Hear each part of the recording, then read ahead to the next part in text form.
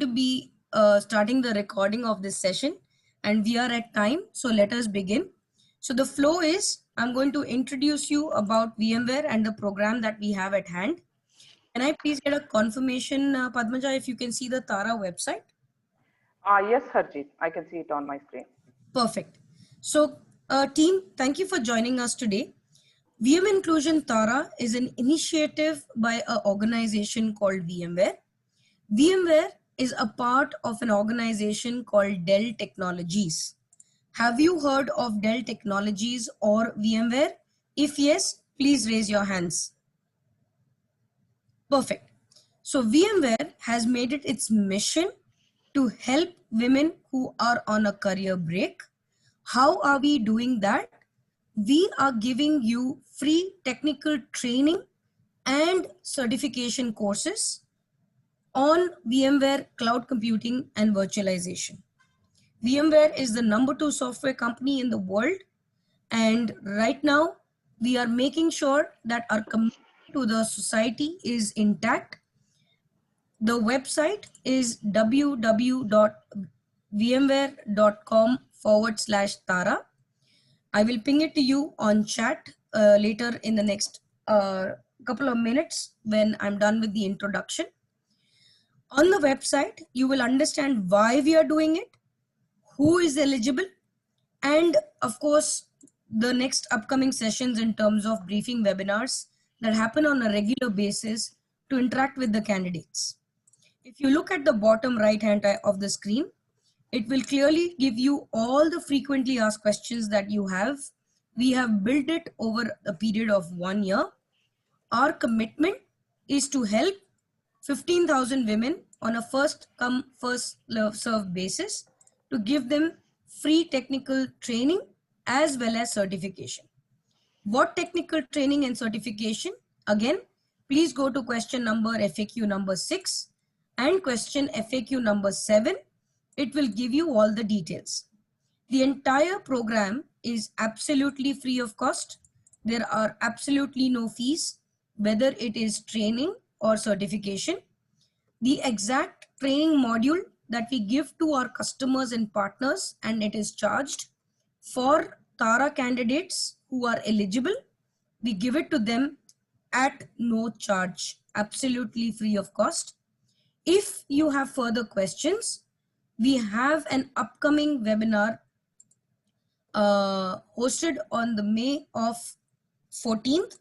However, the previously recorded webinar is already published once you sign into your account under step level number 1. You necessarily do not need to wait for the next webinar because all the recorded sessions are published on the website once you sign into your account. Is my understanding, is your understanding of what we are trying to do with Taara as an initiative of VMware clear? If yes, I would request you to please raise your hands.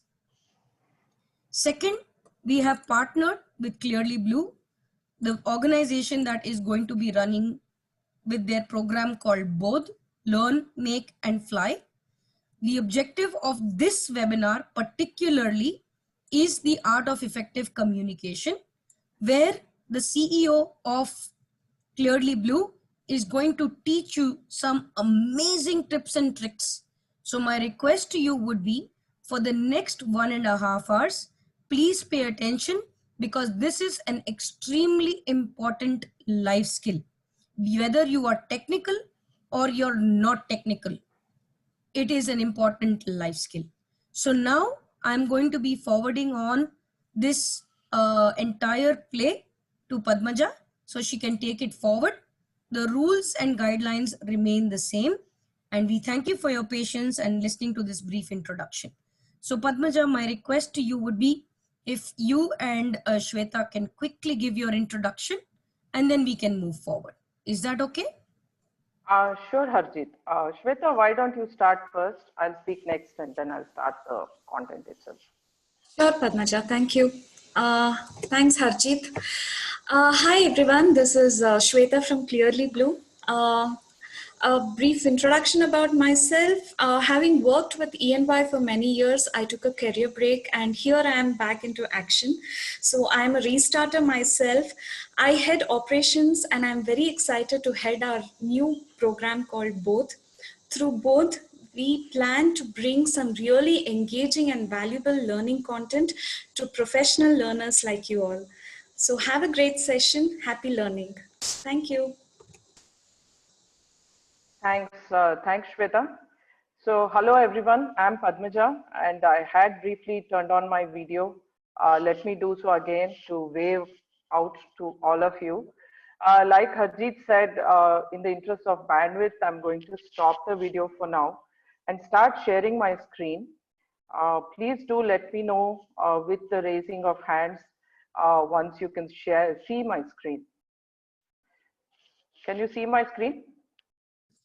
Yes, Padmaja, we can see the back-end version of the PPT, not the Yeah. present version. Let me know now. Yes, perfectly correct. Great. Thanks, Harjeet. So, hi everyone, everyone out there logging in from various parts of the country. I'm so pleased, happy, and excited to be talking to all of you today on the art of effective communication.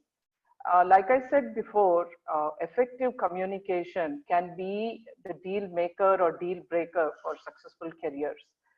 So it is something that is especially close to my heart because as a content design studio, Clearly Blue is engaged in the art of effective communication. We work on communicating the value of products and services in the marketing domain. We work with some of the biggest names out there like Intuit, data science company, IQVIA. We work with Infosys, BPM, and many other companies in India and abroad. We also are very excited to bring the new product Both to the market, where we are focusing exclusively on learning content for professionals like yourself. Because at the end of the day, whether you're starting, pausing, restarting, whatever phase of your journey you're on, you're all professionals wanting to make your stamp in the workplace, to make your dent in the universe. So I am particularly excited to be talking to you all today because like Shweta said, I am a restarter myself. I got my MS in physics in Bangalore University and moved to the US way back in the 90s. And I got my MS in computer science over there and worked for Intel Corporation for a long while before returning to India. Like I think many of you, I was in a situation then where I had very small young kids at home. I know many of you would have probably taken a career break for maternity or to take care of elderly parents or in-laws. And my gap was for almost 10 years, believe it or not. And I did not consider it a gap mainly because I got into a lot of consulting opportunities, worked right out of my bedroom, worked for some of the biggest companies in the world like SAP and Cisco and Microsoft, things like that. Before launching Clearly Blue about 4.5 years ago, we are now stepping into year 5. So talking to restarters, supporting restarters and helping restarters get back into the workplace is something that is especially close to us, close to our hearts at Clearly Blue. So that being said, I think I already spoke about Clearly Blue and Both. Let's dive into the content of communication, the art of effective communication. Again, like Harjeet said, please do feel free to ask your questions. If my attention wanders and I don't look at the questions, Harjeet, please feel free to interrupt me at any time and pop that question right up. Will do. Thanks. So the agenda for today is demarcated into 3 buckets. We are going to talk a little bit about written communication and then step into the world of verbal communication. Finally, we're going to talk a little bit about interpersonal communication skills. So these are the 3 main topics that we're going to cover today. Why communication? Why should we focus so much on communication as an art or a science? After all, many of us have spent many long years getting through our boards, working on intermediate or pre-university, then diving into engineering college, perhaps an MBA or a master's.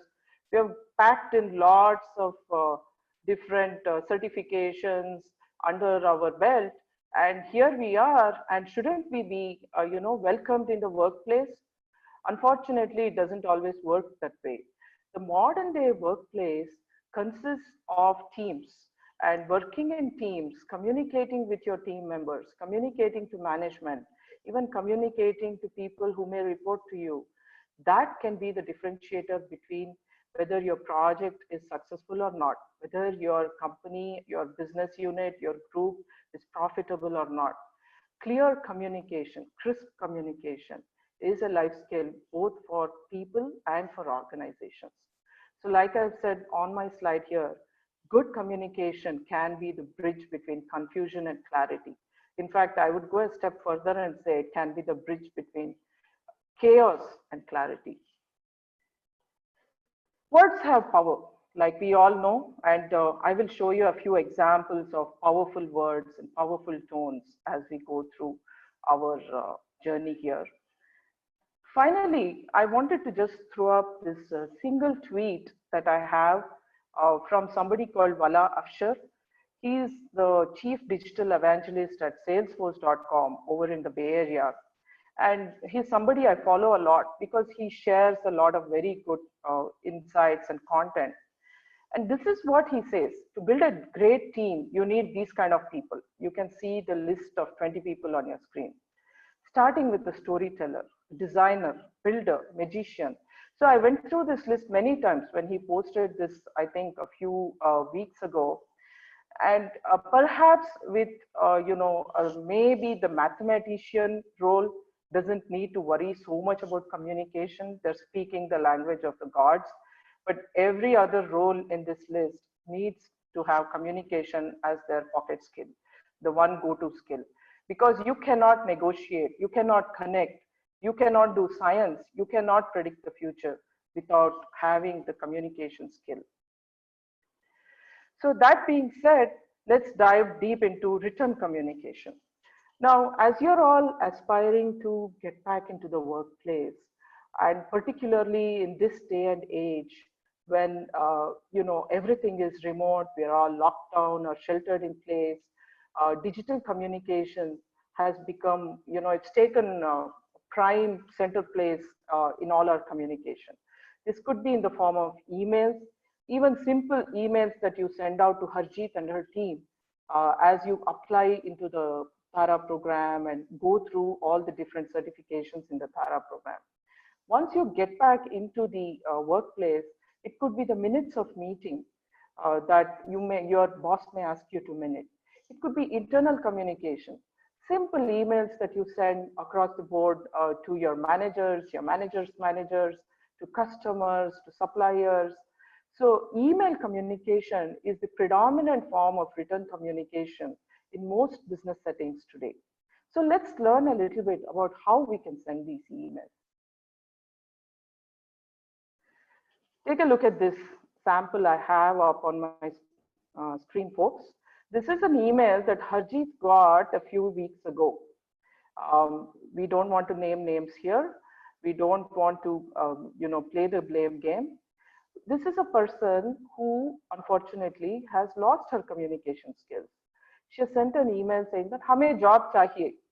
ठीक है, आपको job चाहिए, but what next? Who are you? What is your name? Where do you come from? What are the skills you bring to the table? And why should you be considered? There's no mention of any of this. This is an example of poor communication. I'm sure you all agree. This is another example that Harjeet shared with me. And folks, we're doing this just because we want to highlight that, many a times we take the career break, we are away from the workplace and we feel like, what I did 5 years ago entitles me to a seat on the table today. It doesn't happen that way. We really need to update our skills, including how we send emails out. I think you can, I've dwelt enough on this slide. You can see this person claims to be a senior proofreader, but even proper nouns are not capitalized. And do your research and figure out that Taara is a program. It's not a person. If you're sending an email out to the Taara program, you should be addressing Harjeet, who is the head of the program. And there is no ending salutation. There is no name here.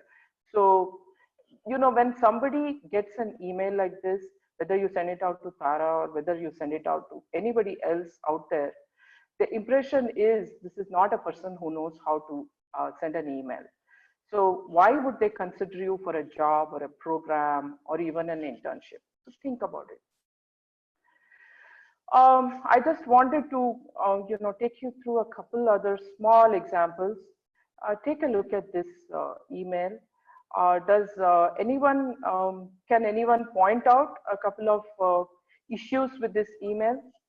Sorry, Padmaja, I just want to interrupt you here for 30 seconds. Team, can you hear us? If yes, please raise your hands. Perfect.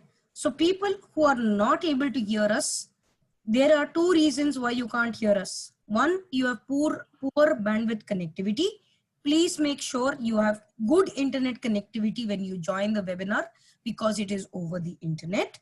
Second, please make sure that you are using the right devices. You should not be using some old device. Please use a good laptop. And also please make sure that the volume on your device is up to the mark, because sometimes we forget, we put the volume on mute and then we're wondering why we can't hear the voice. So if you can't hear us, step number one, please make sure that you have good internet connection. Step number two, ensure that the volume is correct. If not, please relog in. It is working fine because I have majority of the people raising our hands. Thank you, Padmaja. I'm so sorry. Please continue. Thanks, Harjeet. So yeah, a good catch there. If you can't hear us, please do follow our Harjeet's instructions. Look at your device, look at the volume control. So getting back to our these emails in question, let me just point out what went wrong with this email. You would think at the surface that, Elia is sending an email out. My name is Elia. I'm interested to join your team. I'm now a blogger. I can find at least 2 or 3 things wrong with this email. Look at the photo up there of Elia. It looks like she's a schoolgirl, right? You won't believe this, but I have received emails of people where their profile photo is either them of, in their wedding dress, or, it could be party attire, totally inappropriate for a business setting. So let's pay attention to these small nuances. It is the first impression you are giving of yourself to a potential employer. So you want to put up your best face forward. And nowadays, with all these great smartphones around, it doesn't take much to stand against a plain surface in professional attire and get a photo taken. I would highly recommend that. Please don't ask people to call you as Ellie Belly. This nickname business doesn't work in a professional setting. And Ellie Belly says that I am now a blogger. Okay, so what were you before this? Preferably as a full-time writer. No resume attached. Can you see the tons of issues with a simple email and why it's so important to correct all of these? Look again at another email I want to share with all of you. Hey, you never address anyone with a hey in a business setting. Yes, unless it's your team member, you've gone out for a couple of coffees with them, you know them quite well, say, hey, let's go out for a cup of coffee. But not when you're sending out a job application. Look at the subject here. It says regarding job. Which job? A company like VMware, for example, or Dell or Intel or any of the big companies you may want to apply to, a hiring manager may have 17 job openings put up there. So I don't give them the stress of figuring out which job you're applying for. Talk about the job ID right there. Talk about the job description, the job role right there, right in the subject. So they immediately know what slot to put you in. Again, Shona persists in her error. She says, I'm interested in a position. What position? She's attached a copy of her resume. So the hiring manager is supposed to open a copy of her resume, then figure out what position she could be suitable for. Believe me when I tell you that recruiters and hiring managers will not spend more than 30 seconds on your email and resume. So you need to make it absolutely clear why you're sending them email, what kind of role are you being considered for, and what your value add is to that role. So that's why email communication is so important. So let's now get into the good side, the solution side. I've showed you what the problem is. So in terms of writing emails, it's quite simple actually, but let's start with the basics. One thing is to do, a spell check on your email before you send it out. Google Mail or Outlook or whatever your favorite email client is, almost all of them have very good spell checkers. They'll point out all the errors for you. They'll take away that job from you also. Then, the grammar check, the accuracy check, some of these we spot, some we don't, but it's always good to do all these before sending an email out. Look at your sentence structure, grammar, and spelling, and write a clear message with as few words as possible. Because, like I told you, you have maybe 30 seconds of the recruiter's time if you're lucky. You don't want to waste those valuable 30 seconds. Think of a TV ad that comes up on TV. Um, you know, Typical TV ads are 30 seconds long. In fact, an ad on YouTube, for example, is 14 seconds long. We now have 9-second long videos that ads before YouTube videos. That is the attention span of an average person in today's hyper exposed media environment. So you want to, in fact, I would say your email is almost like an ad that you're sending out about yourself, right? So here's what I'm throwing up in front of you, the framework for a good email. Any email you send regarding, inquiring about Taara, whether you're applying for a job, whether you're even asking somebody to refer you to an open position, start with a direct and concise subject line and then get into the salutation. What is the salutation? The salutation is not hey, like I said before. It could be hello. Using dear Miss Harjeet is not inappropriate. It's okay. You may not know Harjeet, but this is an old-fashioned salutation that is still acceptable in a business setting. Dear Miss Harjeet, I am so and so, and I would like to know more about the Taara program. Could you please direct me to some resources? That is what you need to come up with this essential information. Please make Harjeet's job easy when you send her email, because she's a superstar who's going out of her way to help thousands of women across the country. She doesn't need the hassle of having to decipher your email. And I'm using Harjeet as an example of other superstars out there, recruiters and hiring managers and supervisors who, even in this kind of environment, are looking for good, solid people to join their team, right? So, and your good email is going to close with what we call as a clear closing. I'll talk a little bit more about that. Here's an example I would like to showcase as a good email. Sona Pandey is out of a job right now. She perhaps is a restarter. That doesn't stop her from projecting herself as a professional. She is an electronics engineer. This is her contact information. This is the link to her updated LinkedIn profile. And look at the nice professional photograph of Sona. She's not gone to some fancy studio and got a well-lit photograph done. She just stood in front of a wall and taken a click, right? And we will share some of these resources with you after the webinar.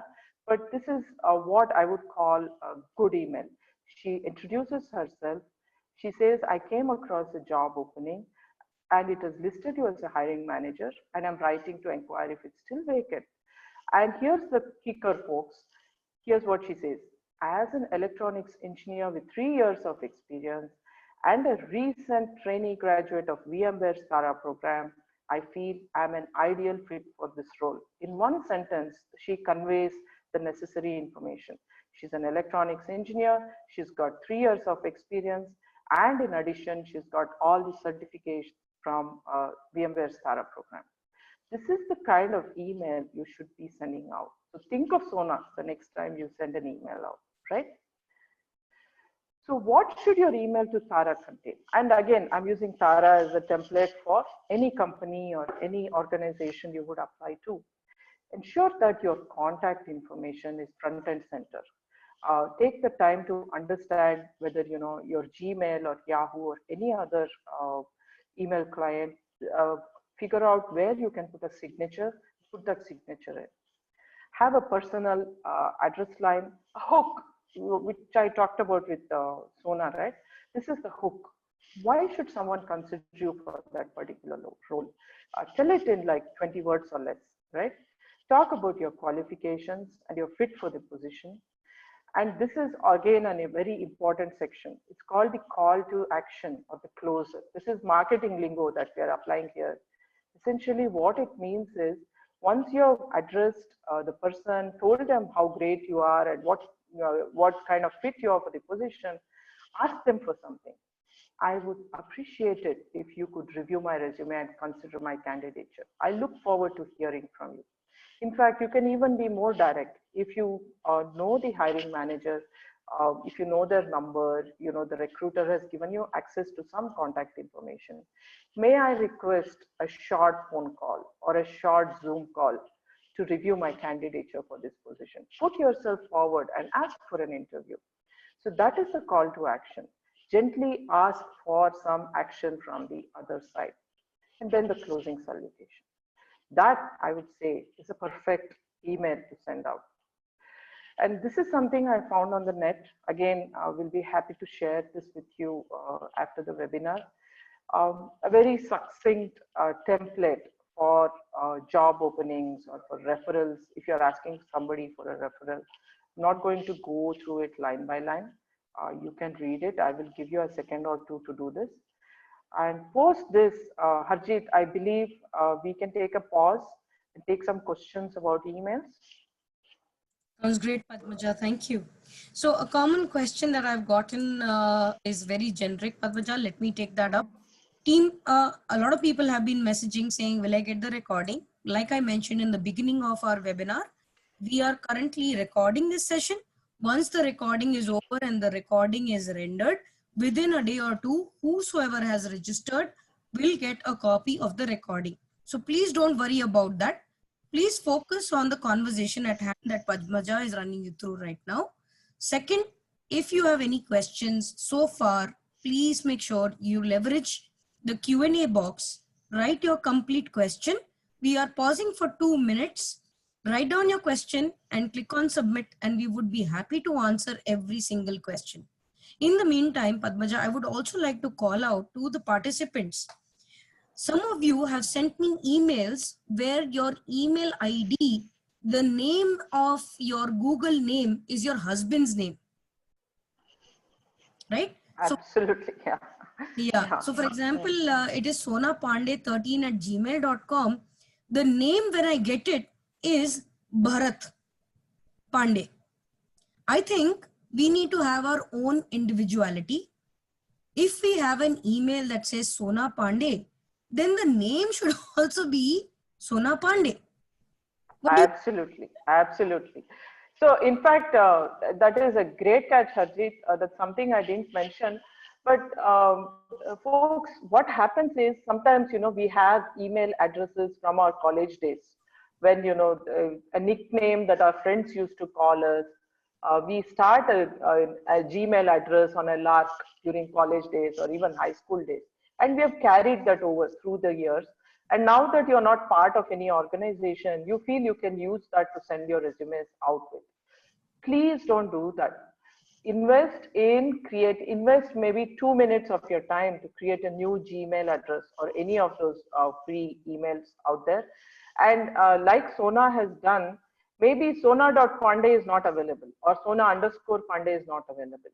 Put a sona.pandey13, but for heaven's sake, don't put sona.pandey 1996. We immediately know that's the year of your birth. Please don't do such things. Don't reveal your personal information. Try to get a nice, easy to understand email address before you start your journey getting back into the workplace. Yes, and also you have an option in your email provider to change your name, right? If you, Right. with love, put your husband's name, that is fantastic.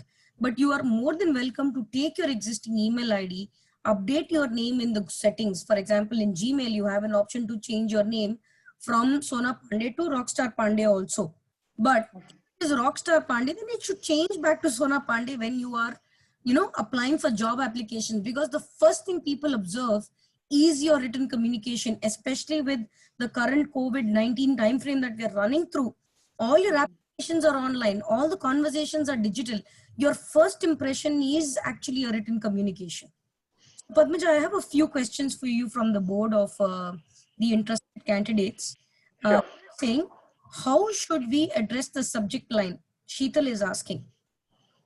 Okay. Great question, Sheetal.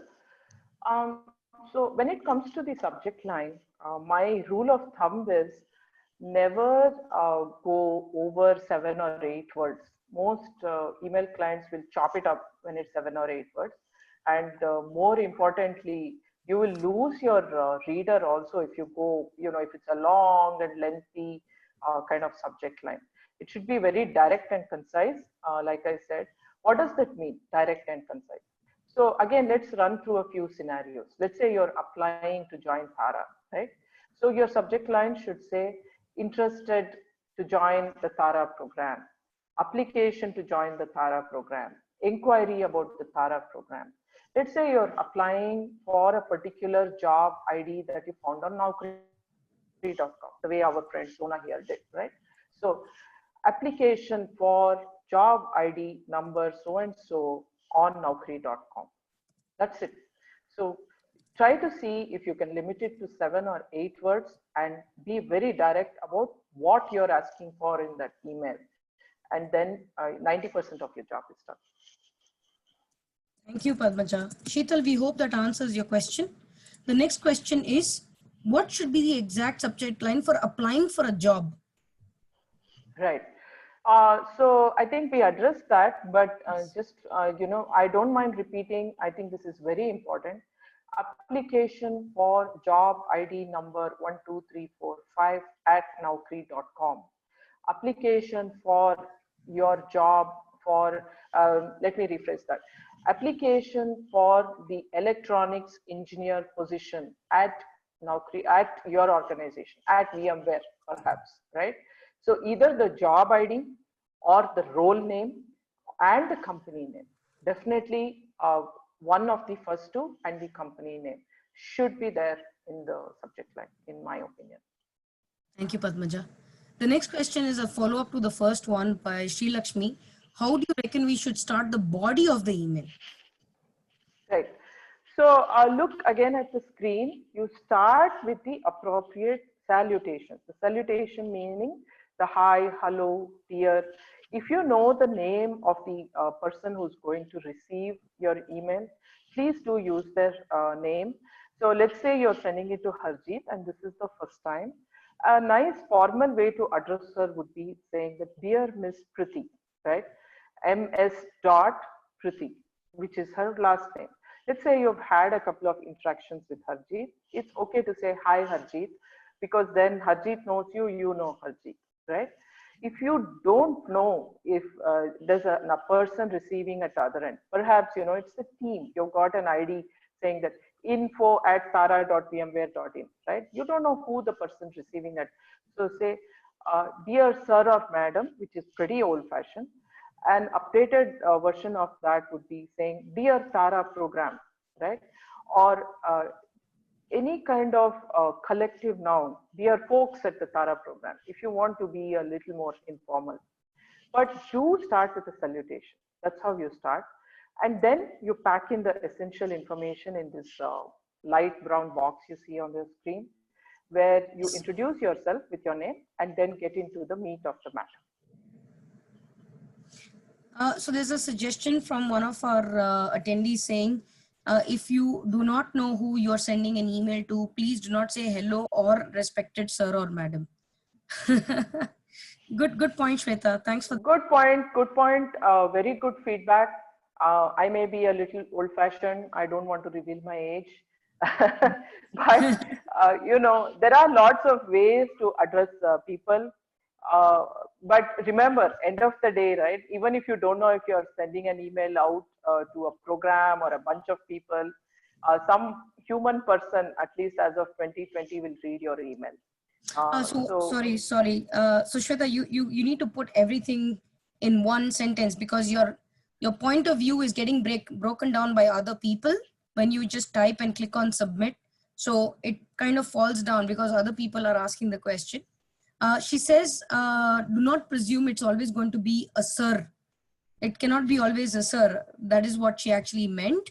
What she wanted to say was, it's don't be gender saying that it's always going to be a sir who is going to be the recipient of the email. So don't assume. absolutely, absolutely. So I didn't say dear sir. I said Yeah, dear sir slash madam, right? madam.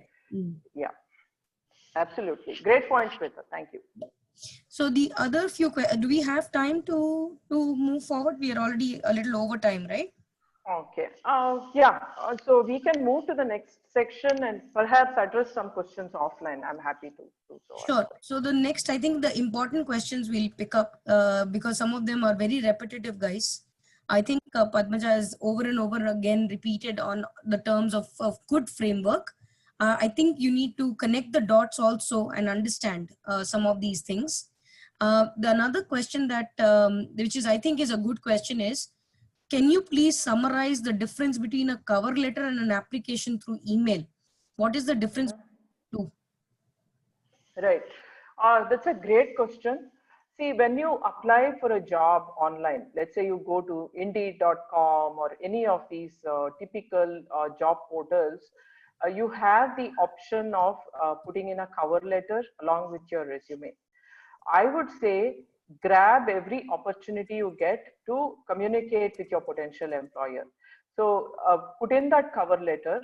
Oftentimes, the cover letter may have a lot of overlap with the email you're sending, right? Now, when you apply in a job portal, you don't send out an email. You upload your resume and they may ask you to give a cover letter. So pretty much what content you would craft for an email, introductory email would go into that cover letter. Again, telling them about your qualifications and background and why you make a good fit for the position. And I hired recently, and what I found was typically the people who had given the cover letter plus the resume oftentimes made it to the next round because they grabbed the opportunity to communicate better. So don't just upload your resume and be done with it. Do use the cover letter. Thank you. Sudha, I hope that answers your question. Okay. The subject, the practice of including the word regarding at the end of a subject, is it good to use? There is a practice Right. including Mhm. the word regarding at the end of a subject. Is it a good to use? So are you talking of the RE colon regarding so and so, right? Yeah, I assume that is, so I wouldn't use that mainly I because when you reply to an email, oftentimes that RE colon comes up by default in an email thread. So I would just, talk about this subject. The RE colon or the SUB colon, which used to be the old long form kind of handwritten or typewritten kind of letters we used to send out, is sort of defunct in the email world. I wouldn't put the RE. Just say application or, request for referral, inquiry. Use small words and type it into the subject box. perfect. Awesome. So guys, I think we will would you be able to provide an example or a sample structure of the cover letter? Definitely. I've focused more on the email today because, since we had little time, we are focusing on particular facets of written communication. Would be very happy to share a template for a cover letter with you. What we are planning, Harjeet and I, is to release a PDF of resources that you can all look at, including some videos and templates that we recommend you look at. We will do that after this webinar. Thank you, Padmaja. And last one, which I think is important for everybody. We're going to take this as a last question under the written communication. She's asking, Shri Vidya, I have had 2 career breaks. Mhm. Please share insights on how I could position myself while writing these emails. Having worked in big 5 organizations in the past, and breaks were for maternity and child break, for an example, how would you structure this in the body of the email? Is it necessary, or if yes, how do we structure it? Right. Very crucial, very important question, Srividya. Actually, I think we could perhaps devote an entire webinar to how we can tackle such things, whether a long career break, short career break, multiple career breaks. So let me tell you, there are 2 answers to this question, right? The first answer is the politically correct one, where I would recommend that you say that I have 18 years of experience, and say that I had to take a career break for maternity, and craft a nice simple email that way, right? Now, the harsh reality, which I myself have experienced, having tried, I have got back to the corporate space and not liked it. The harsh reality is a career break can sometimes be a negative with many hiring managers. All sorts of visualizations and questions pop up. So I would recommend, I don't know if this is the official policy line of the Taara program, but from the heart, I would recommend that when you send an email out, please don't talk about your career break in your first introductory email itself. Just talk about the fact that you're an accomplished, qualified professional. You have X years of experience. You have done all these great certifications, particularly if you're a recent graduate of the Taara program. Or talk about the different exposure.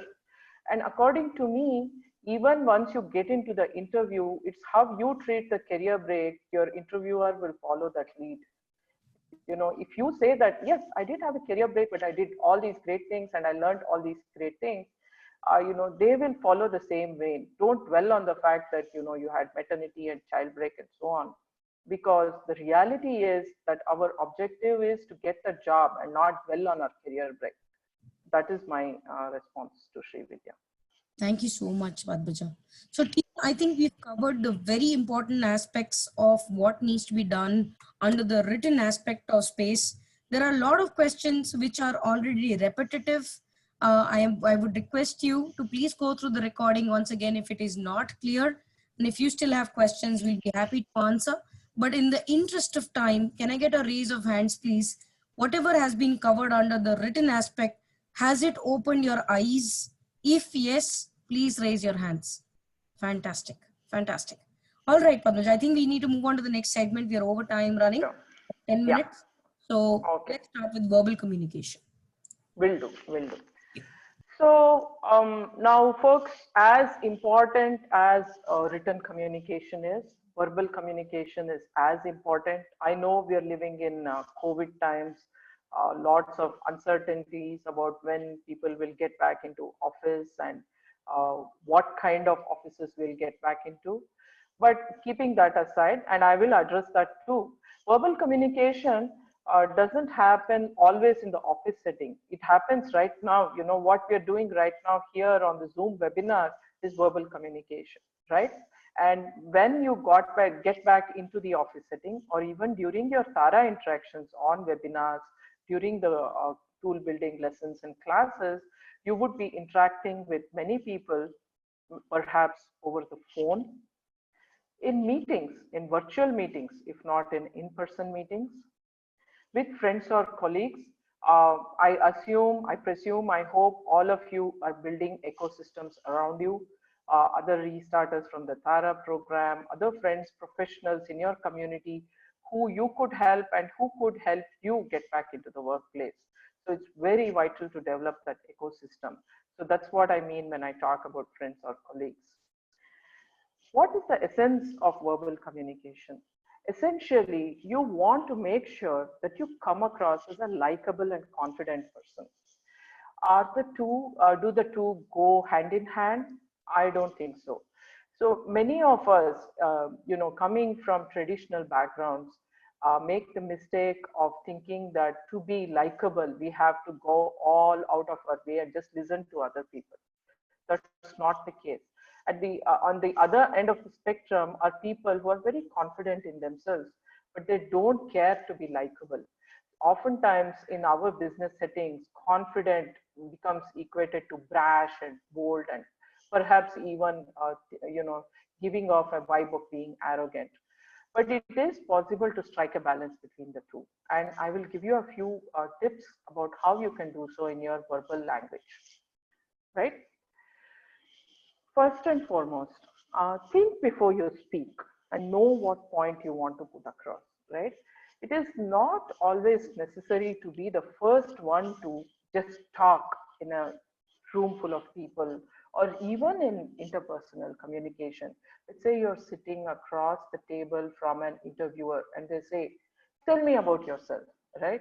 You perhaps have a pre-rehearsed pattern in your head, right? About I am so and so, and I had a career break, and I have actually got a BTech in computer science, and here I am, and I need the job. I would urge you to take 3 seconds, take a pause, think before you speak, think about the setting, think about the other person across the table. Oftentimes, it's when you meet the other person, you figure out what kind of person they are and what kind of communication you want to have with them. There are a lot of people, even hiring managers, who will be, they shake your hand vigorously and have an informal chat with you, and you feel like you know them forever, and you're so confident you're going to get that job. On the other hand, there might be people who are very formal, right? You need to pick up that vibe from the other person and follow that vibe. Talk in their tone, talk in their language, think before you speak, and think before you frame your sentences, and be thoughtful in your verbal communication. The second is adjusting your voice and volume and authority according to the room and people. What does this mean? What this means is, uh, think about going into a setting where there are tons of other people in the room, right? Even in this virtual webinar, think about it. There are right now, I think, 142 participants on this webinar, right? Many of them eager to ask their questions. You want to ask your questions too. You want to be heard, but then scan through and see, maybe perhaps someone else has asked the same question. After all, your intent is to get the response, right? So you need to adjust yourself according to the dynamics of the room, whether it's a virtual room or whether it's a real room. Perhaps, after this lockdown is over, Harjeet will be, she may host an actual live event at the VMware campus in Bangalore. Many of you may come over there. You do not want to be loud in your language. You do not want to assume a voice of authority, because you want to see the dynamics of the room, modulate yourself accordingly, and behave as per the formality that the event demands. Because an event at VMware is not the same as going out with your friends, going out for dinner with your friends, right? So this is what I mean by adjusting your voice and volume. Third, a genuine smile will take you far. What does this mean? So think about it, right? Many times what happens is we get into situations where we are uncertain. Perhaps we are nervous. We don't know how the other person or people will react to our presence, our presenting our credentials. A lot of uncertainties abound when you're getting back into the workplace, right? And this actually oftentimes communicates on our face, right? A certain stiffness sets in our on our face, and we don't let that warmth come across. I would urge you to please practice this. When you enter a room, when you go to meet a hiring manager, have a smile on your face. A smile actually helps you to relax, first of all, and it relaxes the other person. It opens the door for effective communication. That is the importance of a genuine smile. Next, think positive, speak positive. Now you may wonder, all these are, perhaps memes on the internet, and they don't really mean much to me.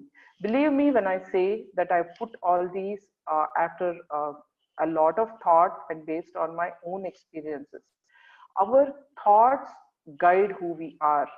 Our thoughts actually manifest in our communication. If you go into a business setting, if you go into a job interview, if you go into a webinar with a closed mindset where you say that what else can I learn? Will I really get this job or not? I don't think I'll get this job. That kind of negative thought will get expressed even in your communication, verbal communication. So you want to be very careful, put yourself in a positive frame of mind before you get into settings which will make a difference for your career. Emphasis matters. What does this mean? Instead of giving you a lot of jargon about this, let me show this with an example. Look at this guy with the dog, right? So let's say I want to talk about this guy with the dog. Just listen to my voice when I enunciate, right? I never said he stole my dog. I never said he stole my dog. I never said he stole my dog. I never said he stole my dog. Do you see how emphasizing different words in the very same sentence gives different meanings to the sentence? In the first sentence, it says, I never said he stole my dog. It means that I didn't say it, perhaps somebody else said he stole my dog. In the last sentence, I'm saying, I never said he stole my dog. Maybe he stole my car instead, right? So words matter. Over words, the layer of tone you put on the words matter. And I think people who have ever lived or visited Southeast Asian countries like, perhaps Korea or Japan or even China, they know this because all those languages are very tonal. They have a very, that the same word can mean a host of different things depending on what tone you use. So now that we are all starting our journeys back into the workplace, I would urge you to do some of these voice exercises. See how the power of words can be used, proper emphasis to convey a lot to the person at the other end. That being said, I'm going to do a few short slides on video conference etiquette and then we'll take a pause. Harjeet, that okay? Absolutely. Whatever suits you. Okay. So I added this to this webinar mainly because in the next few months and perhaps even spilling over to 2021, a lot of us are going to be doing a lot of video conferences. Whether we like it or not, the COVID-19 pandemic has ensured that people are going to work remotely, learn remotely, collaborate remotely. Many of you may have been in situations where it's the fashion nowadays to do family Zoom calls. A lot of different families spread across the world get together on calls. Even one of our employees who's Christian, she has her Sunday church over a video conference. So video conferences have suddenly taken center stage in all our lives. So here are some tips I want to share with you for your next virtual meeting, training session, even a Zoom family call, right? Prepare. So this was something that got highlighted earlier on in this webinar when people couldn't hear us, although the majority could. The reason being that, we log into these video conferences through a wide variety of devices, maybe our phones, maybe a tablet, maybe a desktop or a laptop. So if something is important to you, and I would presume that getting that job, that dream job, getting back into the workplace is very important to all of us, I would go to the full length of preparation. Do a test run before your interview. It's very easy to get a free Zoom account. All you have to do is sign up and you can pull up a video conference at the drop of a hat with Zoom and practice with a friend or somebody else in the Taara program, or perhaps, even your kids, right? Practice how you set up a Zoom call so that when you actually get the Zoom interview, you don't fumble your way through the first few minutes, right? Make sure all your microphone and speakers, everything are working properly. Plan ahead to avoid distractions. What does this mean? Where would you be taking this call? Will you be sitting on the terrace of your apartment? Would you be locking yourself up in a bedroom the way I've done now so that there are no distractions? Make sure the CCD part, right now I don't think any cafe coffee day is open for us to take calls in. It's very important to plan where you'll take all those important video conferences, because you want to avoid distractions both for yourself and for others on the call. It's almost become the norm now for people to hear, the pressure cooker sounds and sounds of traffic or children laughing. It is fine for the most part, but if you're doing an all important job interview via Zoom, please do take care to plan ahead as to where you'll take the call. So think of position, right? Position your camera at the top of the monitor, in the center, or slightly left or right. This is again a very subjective thing. You could perhaps just do it in front of a bare wall, the way I'm doing now. It's entirely your choice, but do it so that at the end of the day, you feel comfortable with what the persona you are projecting onto the video conference, right? Be aware of location. Let's say you're taking your call from your bedroom. You don't want to have a bunch of laundry sitting behind you when you turn your camera on. Just make that 5-minute effort to clean up the space where you're taking the call from. Eliminating background noise. Now, this is very important. Many times when we are in small settings, maybe 5 people on a call or 7 people doing an e-learning session, a virtual learning session with somebody, we don't realize that we may not be on mute and we keep on typing away, right? The sounds of the keyboard typing get amplified and projected to everybody in the call. So please be very cognizant of these things. Even if you're moving paper around right next to your laptop or phone, it can get amplified. Lighting and muting. This is the essence of this slide. So I've been in calls where the person whom I'm talking to is shrouded in dark and there's a lot of light behind them. There's a light behind them. So these are, small nuances that you can take care of just by doing one test run before you get into the video conference, and selectively turn off. Again, it's like having a hot mic with you, right? You don't want to be talking to somebody, to your kids or somebody, and that getting projected to everybody on the video conference. So please take care of these small tips when you engage in video conferences. So that brings me to the end of our verbal section. Harjeet, over to you for questions, please. Thank you, Padmaja. While we are waiting on questions, so guys, again, a gentle reminder, please make sure you type your detailed question regarding verbal communication and then click on submit. There are a few questions. Rashmi, I know you're talking about something, but please stand by. Those questions are not relevant to the conversation that we have. We will answer at the end. Coming to the questions on verbal communication, if you have any questions, please leverage the Q&A box, write your complete question and then click on submit. In the meantime, while we wait for questions, Padmaja, let me share my experience. Video conferencing, and it's a very funny situation, okay? So, day before, last week, to be precise, a few days ago, I was interviewing a candidate for a potential opening in one of my colleagues' team, and it was a Zoom video call, as you spoke about, and it's a please don't I don't want to give names, but this person had no location, no preparation, and it took that person out of the 30 minutes to actually get things up and running. That person spent about 13 minutes to set everything up, and you could see the bed, you could see the bathroom door open, you could see the cupboard door open while the video was the interview was going on.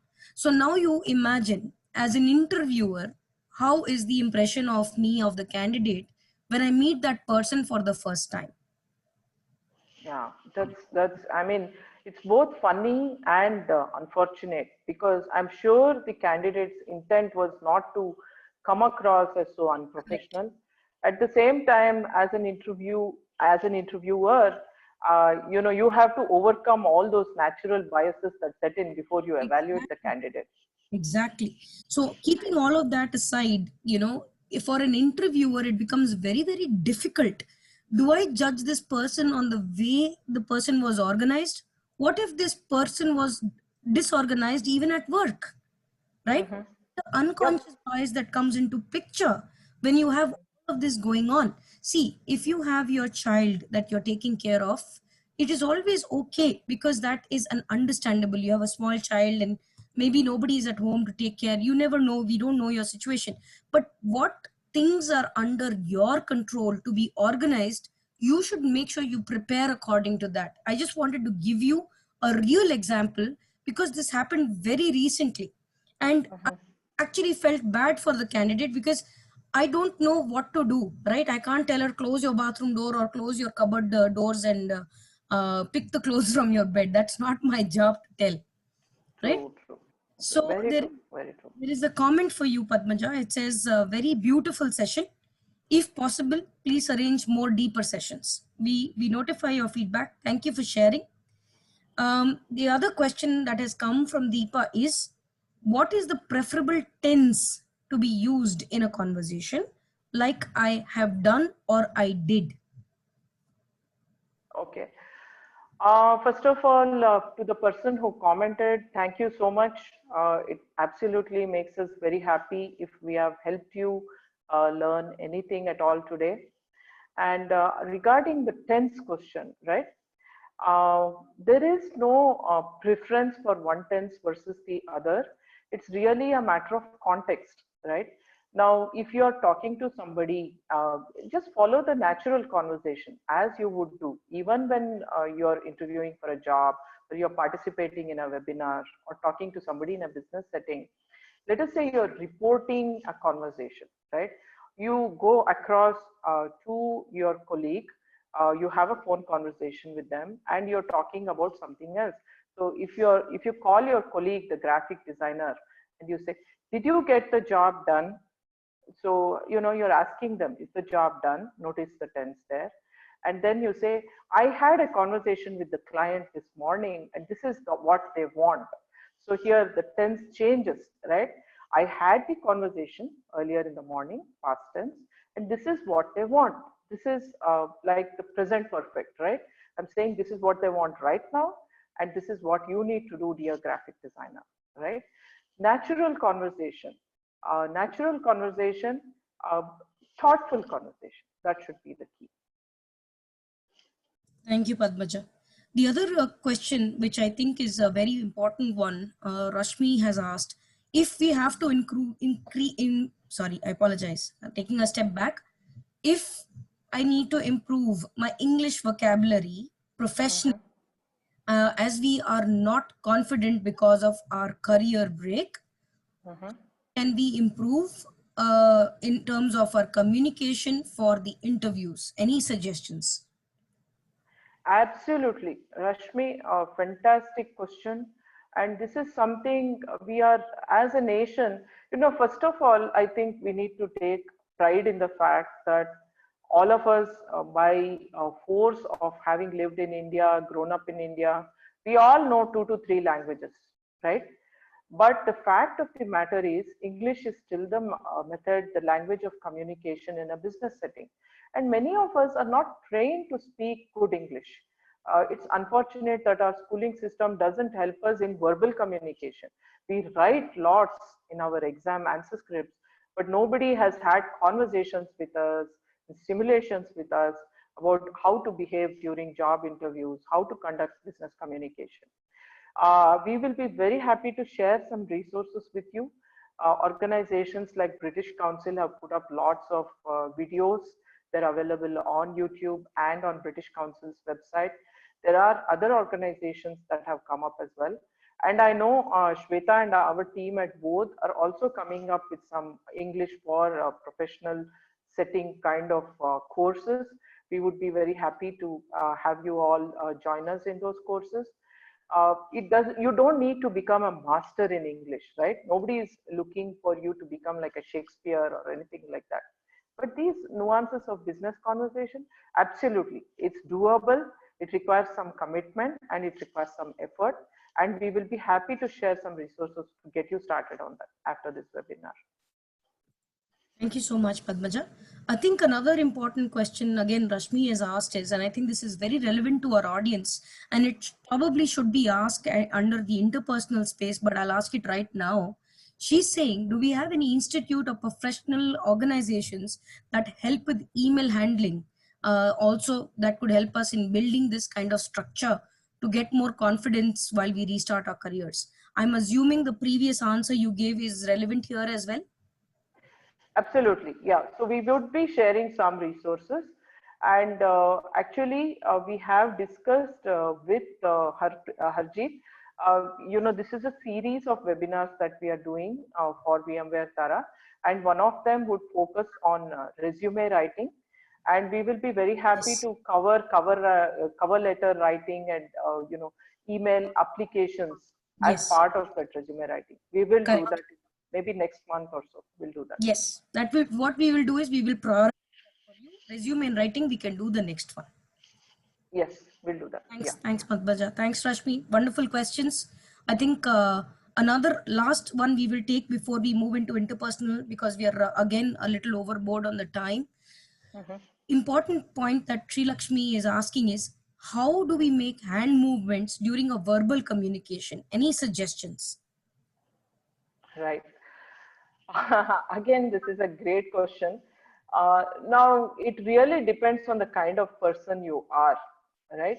Many people are natural hand movers. If you think in terms of nationality, for example, as Indians, there are expressive nationalities like Italians. Many of them are, they move their hands a lot.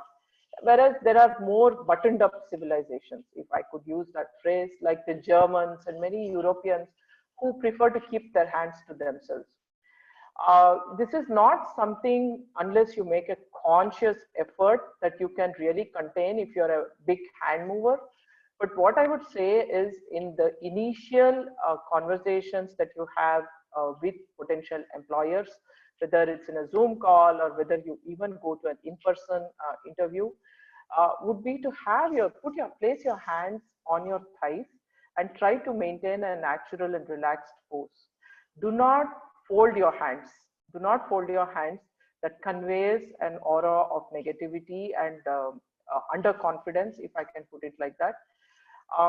On the other hand, during the course of the interview, perhaps you get really passionate about something and you start waving your hands, right? Many of us do that, including myself. It's a way we help communicate with others, which is what I'll cover now. So it's okay, you don't have to worry too over much about it when you're passionate about something. But in the general course, I would just place my hands on my lap or on the table.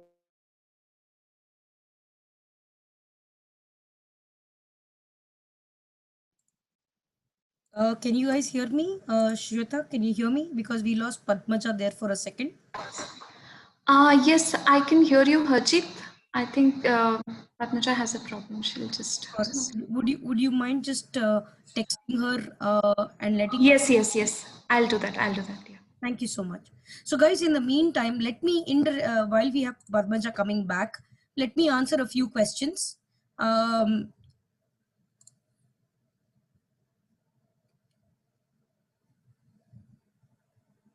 So one question that was there from one of our attendees saying, during an interview, is it appropriate to have or use I have completed or I have finished? So Rashmi, it really depends on what is the conversation topic. So my suggestion is, if you're talking about achievements or accolades, sorry, I would rather have you not say I've completed or I have finished. You have achieved it, you have earned it. Why don't you use I have achieved the following certification, which is, for example, with the Taara program, you become a cloud expert. You can always put in a sentence saying, even though I was on a career break, I have achieved to become a cloud certified professional. With VMware, I am now a VMware certified professional, and that is what I have achieved in the recent past. I think you need to really think of a situation. I have completed or I have finished. It really depends on the conversation. But if I've achieved something, I should proudly say it, but with a humble tone of voice would be my suggestion. Padma, I hope you're back, and I hope that Yeah, I'm back. Sorry. Of all days, today my internet chose to give way, and I'm using my hotspot, and someone called, so I got dropped. Sorry about that. Yeah, no problem. So, Padmaja, I think we will move on to interpersonal, and then we will sure, take questions at the end. definitely. Yeah. Thank you. So, moving on to our final section of today's webinar, we are talking interpersonal skills here. Interpersonal communication mainly talks about your body, right? We spoke about how you write and then how you speak, and now we are talking of your body language, which also includes your reaction to something that you may not agree with, or your composure in times of stress. So, let's talk a little bit about that. I hope you can see my screen. Yes, Padmaja, we can see your screen. Okay, great. So how do we approach interpersonal communication? There could be lots of doubts or questions on how you conduct yourself in business settings, right? So here are a few tips to start with. These are what I call the baseline, right? When you're in doubt, let's say you step into a room and there's absolutely no one you know, and you know that feeling, right? Some people, couple of people will look at you with a question in their eyes. A couple of people may ignore you. You don't know what's next, right? You want to ask someone something, right? What is the first thing you do? Remember the genuine smile I spoke of previously?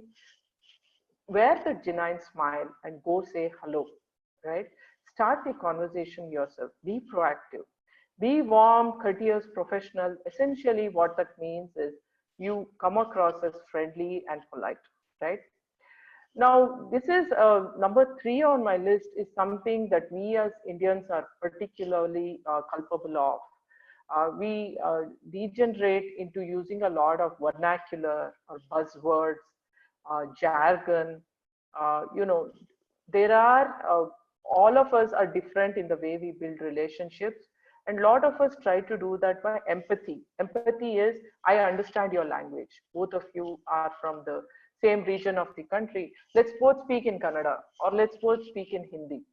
I would urge you to please not do this. This is not done in a business setting. Don't use any kind of jargon or lapse into your language. Let's say two of you get into a seminar on VMware campus, and both of you sit in a corner and keep yakking away in your language. What was the purpose served over there? The whole reason you're getting into the VMware campus is to get to know others, perhaps talk to Harjeet and others in the Taara program, perhaps even to meet a couple of hiring managers. So look outward, be confident, be warm, go talk to others and use English. It's okay. The other person may also be a Tamilian like you, but don't please lapse into Tamil and start talking about your native place. I have been in lots of situations like this. Keep it polite and keep it to the business context. Create a personal connection. Oh yeah, okay, you worked at Dell, I worked at Dell too, and maybe talk a little bit, but keep that personal connection restricted at least in the first meeting to the business context. Like I said, don't go talking off about your family or kids, or you want to maintain that aura of professionalism, right? Watch your tone. Like I said earlier during the small example I showed you, your tone can convey a lot over and above the words you use. And practice active listening, for heaven's sake. Now, this is something which is so precious and it's vanishing across all of us, mainly because we are so distracted. We are hooked to all our devices. The moment you get that ping from your cell phone, your entire mind gets distracted to that ping, right? So we have been so enslaved by the multitude of devices around us that when you're having a conversation with a person across the table, or even chatting with them across a cup of coffee, many of us stop listening after a couple of minutes and start thinking of the email we're supposed to receive, of the SMS we're supposed to send. Oh, what did I tell before I left home? Active listening is an art that you must actively practice. If I should I cannot emphasize this enough. Now let's get into some more things that are better, shown, like this lady here says. Actions speak louder than voice. Have you ever been in situations where there is a particularly aggressive or confident, highly confident person who just walks into the room and commands the room with their presence? Have you seen that? I'm sure you have, right? Sometimes the situation or the event itself gives some commanding presence to a particular person or people. Imagine yourself on your wedding day, for example, if you're married, that is. You were the cynosure of all eyes in the wedding hall, right? Then you commanded by the very presence that you were a bride, right? Now imagine you are in a setting where a lot of people are attending a seminar, right? When the speaker walks on the stage, normally the entire venue hushes up. They are commanding their presence by the fact that they are the speaker on record. They're probably their photo is up there on the wall, right? So commanding a room with your presence is an art, and many people do it consciously, many people do it unconsciously. So the flip side of this is how you behave, how you walk, how you use your hands. All these speak louder than voice. So people observe, So even, have you heard of the phrase looks kill? I'm sure you have experienced that with a particularly irate, kind of angry kind of a person, maybe a spouse or an in-law or a parent or even a child. Looks can kill. Looks are so powerful. So perhaps you have done it yourself. That is the importance of body language. So what does that mean in our business context? It means that you pay attention to how you react. Perhaps you're sitting with a row of other candidates, and a couple of candidates are called to the interview, and they come up to you and say, you know what, the hiring manager seems to have already made a decision. I'm so sorry, you came all the way from Whitefield to Jainagar, but looks like we can't do the interview today. I'll keep you posted the next time a similar opening comes up. What do you do? You go to pieces right there, because not everything will always go the way we want. That's not the way the universe works. If everything went the way we wanted, we wouldn't be in this pandemic crisis right now, right? So every micro minute of every person's life is unique to them.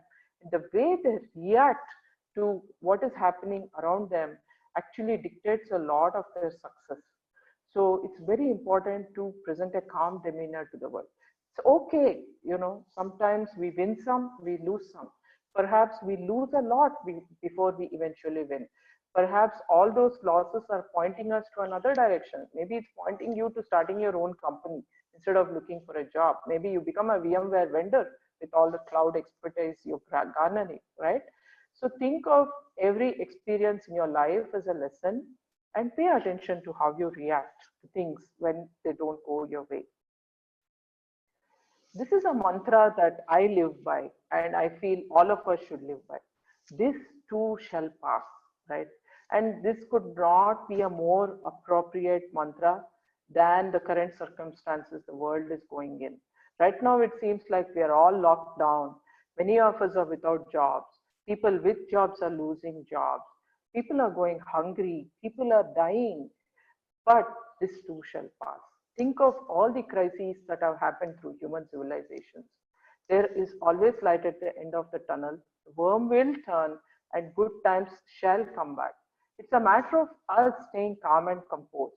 And what does this translate to in the job setting, in the work setting, right?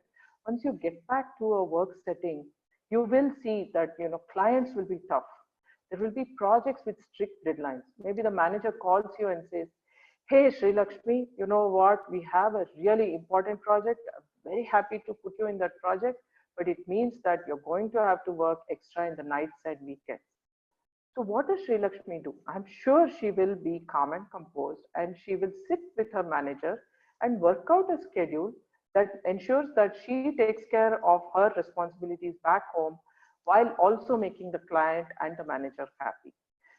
Because when you're calm and composed, it allows you to plan. Whereas if you go to pieces, everything around you will go to pieces too, and you perhaps will not land that great project again, right? And this is the final tip I want to leave you all with. There is something called power body language. If you Googled for this on, if you searched for this on YouTube, you will find this great TEDx talk by this researcher from Harvard University known as Amy Cuddy. And she talks of high power body language, which is the people you see on the top row, versus low power body language, which is the people you see on the bottom row, right? Now, normally in a business setting, we most often see men using the high power body language. And since we are all a group of women here, I highly advocate that we should all cultivate this high power body language for ourselves, right? We should go up these spaces. We need to go up the leadership ladder too.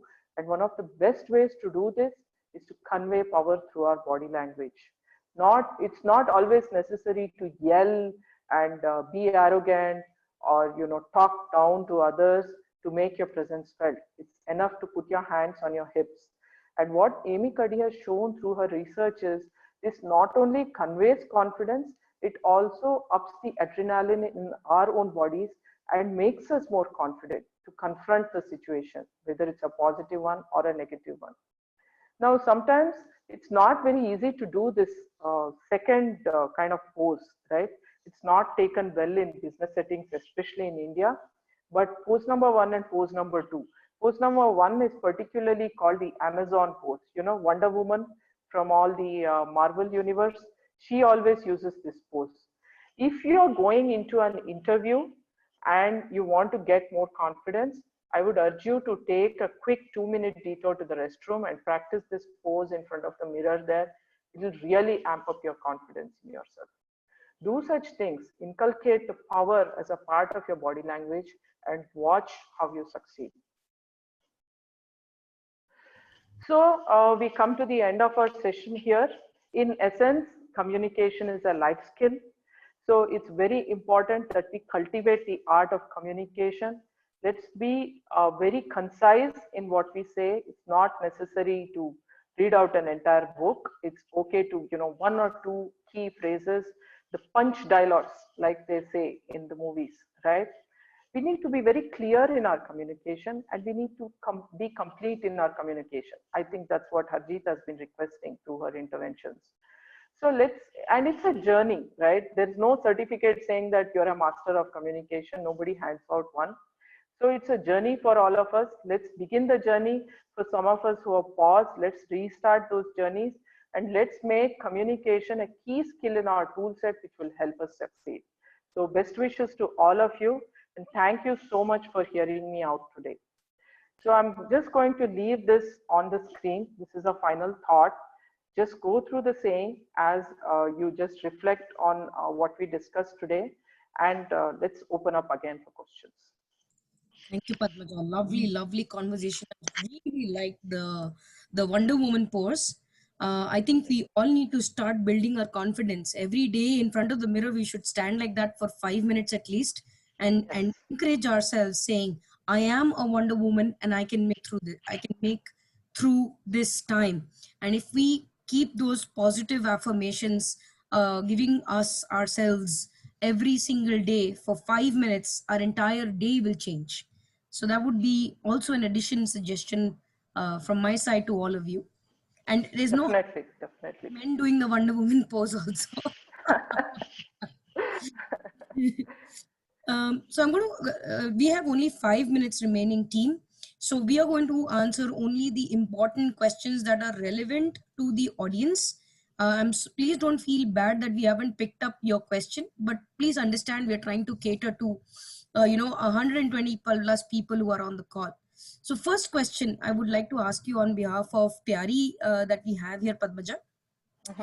Saying, smile, this has been something that has given me a lot of trouble. I've gotten used to the habit of smiling generously, but in very recently, I realized that there is a trend now where people don't return the smile. Instead, people stare back. I feel like I'm in old school kind of place because of this, and I lose my confidence because of the same reason. How do you respond to situations like this? My first response is I hear you. I have been in many such situations myself. It is also a very cultural thing. You know, when I lived abroad for about a decade, I sort of learned that a smile can do wonders because if you live in the US, for example, it's a culture where they smile. You meet like a checkout person at the grocery store. They say, "Hi, how are you doing?" And there's a smile. It's a very casual and friendly kind of atmosphere, even in a grocery store, let alone a workplace, right? So I sort of started using that as in my repertoire as well. It came naturally to me. And once I moved back to India, I would do that. Hi, how are you? And you know, the smile, and it would put people off. Not many people would smile back or even respond. You know, one person, in fact, even asked me directly, "Why do you say how are you every day? How will I change from day to day?" Right? But I would ask the person who asked this question to please continue smiling. You don't need to say, "Hi, how are you?" But that smile, I have found that it really makes a difference, especially in the business setting. The professional kind of setting, in an enterprise setting like VMware, for example, where people are very educated, very cultured, very well traveled. If you aspire to get into such a setting, do persist and just ignore the people who stare back. That's the best you can do, right? Eventually, they will come down to your way of thinking.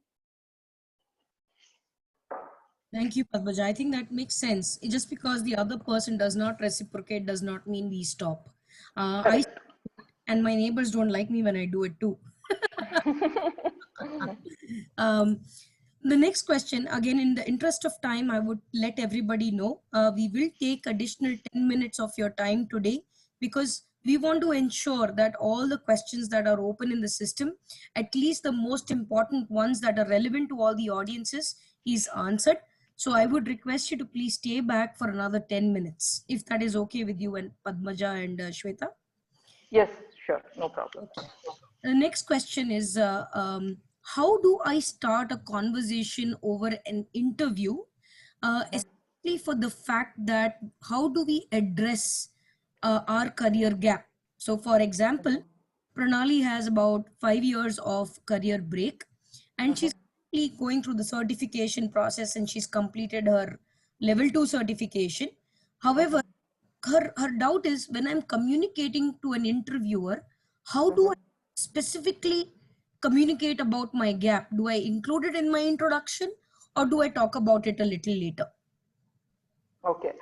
So perhaps Pranali, I think Harjeet could respond to this as well, but Sure, I will give it a shot and maybe Harjeet can respond additionally.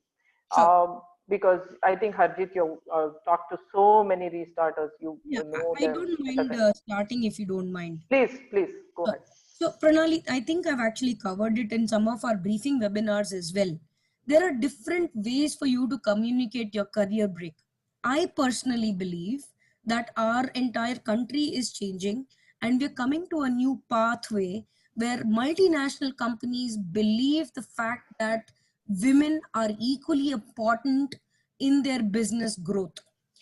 Your emphasis in an introduction should be more about what you are, what you have achieved, rather than focusing on your career break. Career break in today's world scenario is a choice that you make to take care of your family or yourself or your parents. So, my suggestion is instead of focusing on the career break, why don't you talk to an interviewer saying, "Hi, my name is Pranali.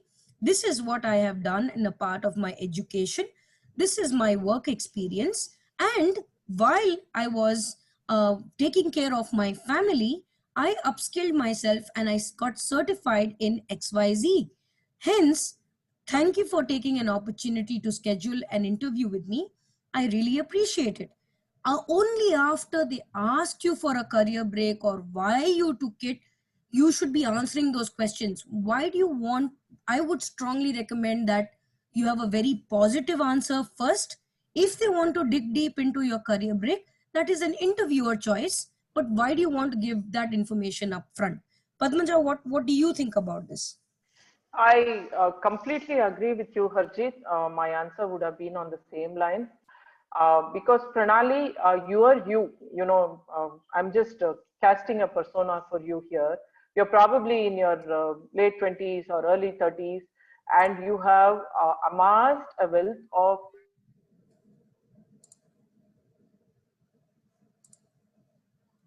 I think we lost Padmaja again, Shweta. experience, knowledge. You project yourself. He's back. Uh, Sorry, am I audible? Yes, you're back. You're Yeah. back. Go ahead. Okay. Sorry. So you really can control the way you project yourself. You cannot control the answers, but do control the way you project yourself, like Harjeet was saying. The second is, I would just, before you go to an interview, jot down the top 2 or 3 things you did and the 2 or 3 things you learned during your career break. And if you can weave that into your conversation when they ask you about it, it would be fabulous. For example, let's say you took a 2 year career break to become a parent, right? You had a child or you adopted a child, something like that. For me personally, becoming a parent was a turning point in my life because I learned the art of patience as a new parent, right? And that is so critical, so critical. So I would highlight such things. I learned patience. I learned something. I volunteered. I upskilled myself. I got this certification. So you can turn that career break into an advantage in the eyes of the interviewer by Correct. showing them all the different things you learned that a typical person who was doing the 9 to 5 perhaps has not picked up. Correct. Absolutely spot on. The last question we will take is a very different one. And there's no name because the question was submitted anonymously, Padmaja. I'm Mhm. trying my best to shorten the question, but maybe I'm not able to, but I'll try. So the question is, in India states such as Chennai, Kerala, where Mhm. re-aspirations is a little on the higher side, Mhm. and some of the software offices convey in the regional languages, except with their clients.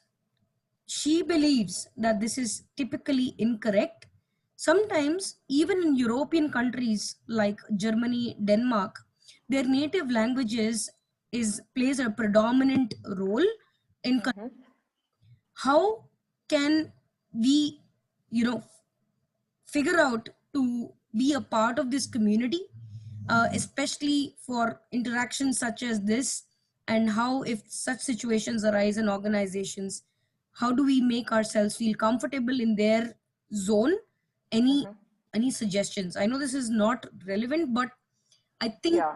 a little bit of what we've already covered kind of helps them. But do you have Mhm. more insights on this aspect? Yes. So here's what I would say to the person who asked the question. When you're in Rome, you should be a Roman. So when you're in Chennai, you should be a Chennaiite. And if you join an organization where all the internal communication happens in Tamil, I would treat it as an immersion experience and learn Tamil. You know, absolutely go for it. Dive in, jump, learn Tamil. It's just another language and you will add to your skills when you learn another language. So when I returned from the US, I spent about 10 years in Hyderabad, where it was the mixture of Urdu and Telugu. It was all new to me. It took me about 6 to 8 months, but when you go into an organization where knowing Telugu is an advantage, and you go in there and they don't expect you, and you actually start talking to them in Telugu, you are going to win many friends, right? So just because I said that English is the lingua franca of business, it absolutely is. In your client communication, when you're in formal settings, when you're talking to your managers, yes. But if the organization culture itself uses a local language, I would say dive right in, learn a new language, and enjoy yourself as you gain new friends. Totally agree. Yeah, I'm a North Indian, and I know the local language here. It might Mhm. be perfect. It could be broken up, but at least I made an effort to learn some of it. The effort is what matters, definitely. Exactly. A last question we will pick up, which is another tricky one, is that how do you deal or handle professionally with such as things like insults or put downs or any of these negativity during a video conference call or even for a fact email conversation? Okay. Yeah, so there are various ways you can deal with such insults, negativity, subtle put downs. This has happened to many of us, all of us perhaps. We can categorize this, right? It depends on who it's coming from. If it's coming from a peer, somebody at your same level, or whether it's coming from somebody higher up, or whether it's coming from somebody you don't know at all, right? And the other thing you must take into consideration is how much of an effect will that have on you. Now, first of all, the immediate effect that will have on you, like I said during our interpersonal slides, don't go to pieces, first of all, right? Somebody may insult you, but how you react to that insult is very important. So take it as it comes, take it in your stride. Perhaps it's something that really hurt you, but take a minute out, get out of that video conference or even that in-person conference and compose yourself. Second, if it's a peer, maybe there is some intent behind that insult, right? Try to go out of your way and talk to them to figure out why they're doing that to you, especially if it's repeating. And if you find that it's happening because of some professional reasons or something that you disagree with, it's time to talk to your manager. Go to them and do it in a professional setting, register your complaint and take it forward. On the other hand, if it's your manager who's insulting you, and that happens unfortunately to a lot of us, then perhaps it's time to talk to HR and talk to a neutral third party and see how the situation can be sorted out. So we can go into a whole lot of scenarios with this. It is a tricky one. And if you're going through a situation like this, I really feel for you. But there are ways and means we can mitigate this circumstance. Thank you, Padmaja. Totally agree. Sorry, guys, there are a lot more questions, and I would say a lot of them have already been answered. So, in the interest of time, I'm not going to be asking those questions because it has been covered very well in our previous conversation. If you are not clear, of course, you're going to get the recording. You're more than welcome to go through it once again. And we can call it a close. Padmaja, would you like to do the closing and then I will do the final closing? Sure. Okay. So just in closing, I want to thank Harjeet for giving Shweta and me this opportunity to talk to you all. It was absolutely a very enjoyable experience, and the diversity and depth of many of your questions, it really shows that there's a lot going on with all of us, and I do hope to engage with you again. Thank you, Harjeet, for the opportunity. And to all of you who may be interested in both and what we are doing, do use the two contact information, the two pieces we have put up on the screen, either via email or head over to our website. We'll be happy to talk to you. In the meantime, do practice the Wonder Woman pose. Do go through some of the resources we share, and hope you all have enriching journeys ahead as you break back into the workforce. Thank you. Thank you, Padmaja. And I would like to really appreciate you and your team. Such a fantastic flow of conversation with the presentation deck. N number of tips and tricks that the participants have received. And we are very grateful to you to come forward and share these with our returnees here. Another request for returnees, we have more sessions like this from a soft skill standpoint, where clearly blue or both which is their program, is coming forward to helping all of you, and we're going to be conducting that again next month. So please ensure you watch out for an invite and join us.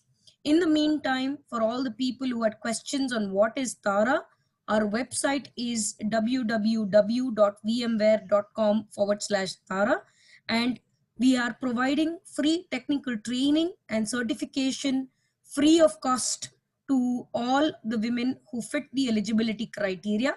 The criteria is extremely simple. It is open to women who are currently not working 6 months or more. So if you graduated out of any college 6 months ago and you haven't gotten a job, you can come here and get certified.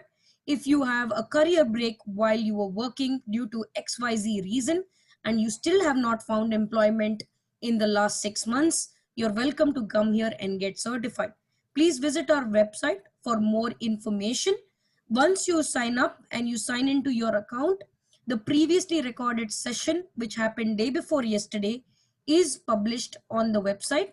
You are more than welcome to go through that.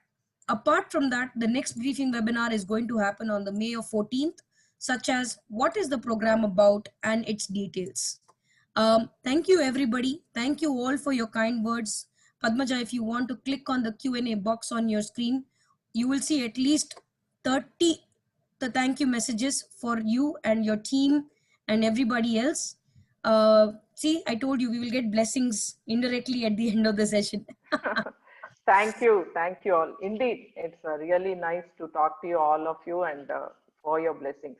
Hope to Yes. talk to you soon. Thanks, Harjeet. And like I said, you are a rock star. You're doing something great with this program. Rockstar Sunday. Kudos to you.